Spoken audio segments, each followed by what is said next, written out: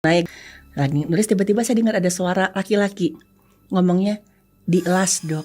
Ternyata beberapa hari kemudian saat si tersangkanya ini ketemu, itu beneran dia ngaku kalau satu kepalanya dia bakar dengan cara dilas gitu. Dari awal itu memang sudah ada beberapa kali pengalaman lah dengan yang ya mungkin saya bilangnya mereka yang ada di dimensi lain itu.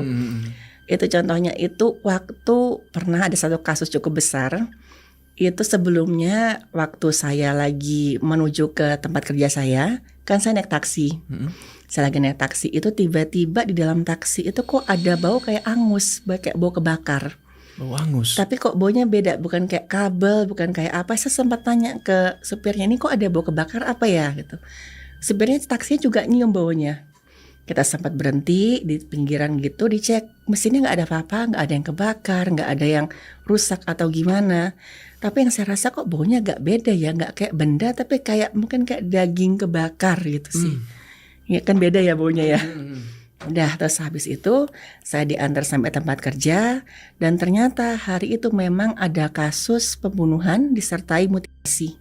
Oke. Ya, pembunuhan disertai mutilasi dan ketika saya periksa di bagian wajah sampai kepalanya sini itu terbakar.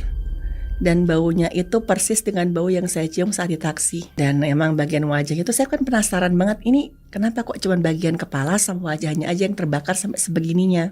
Nah memang ada tujuannya itu. Pertama kan mutilasi itu untuk supaya dibuang mayat itu gampang. Jadi dipotong-potong sama pelakunya. Dan bagian wajahnya itu dibakar untuk menghilangkan identitas. Ya waktu saya periksa wajahnya saya sempat penasaran juga. Ini kok kebakarnya kayak suhunya tinggi banget ya gitu. Ini pakai apa ya? Kok bisa kan pakai minyak tanah gitu? Masa tetangga nggak ada yang sadar sih gitu kan dari TKP-nya. Nah saya kepikiran terus. Nah akhirnya setelah selesai periksa itu timnya itu udah kembali ke tempat masing-masing. Saya lagi nulis laporan. Luka-luka saya catat sampai ke bagian wajah. Saya kepikiran lagi nih, ini kenapa ya? Kok bisa kebakar sebegininya? Posisinya itu saya lagi nulis sama di samping itu juga ada foto jenazahnya. Foto bagian kepala yang kebakar itu. Lagi nulis tiba-tiba saya dengar ada suara laki-laki ngomongnya, "Dilas dok." Gitu. Saya masih kira tuh teman saya. Saya mikir, oh iya gitu. Keulang atau saya lagi ngetik lagi, diulang lagi. "Dielas dok." Gitu. Saya mikirnya, iya saya dengar gitu. Ngetik lagi, diulang lagi ketiga kalinya. "Dilas dok."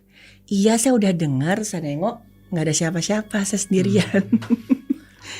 Itu saya nggak. Ternyata beberapa hari kemudian saat si tersangkanya ini ketemu, itu beneran dia ngaku kalau satu kepalanya dia bakar dengan cara dilas.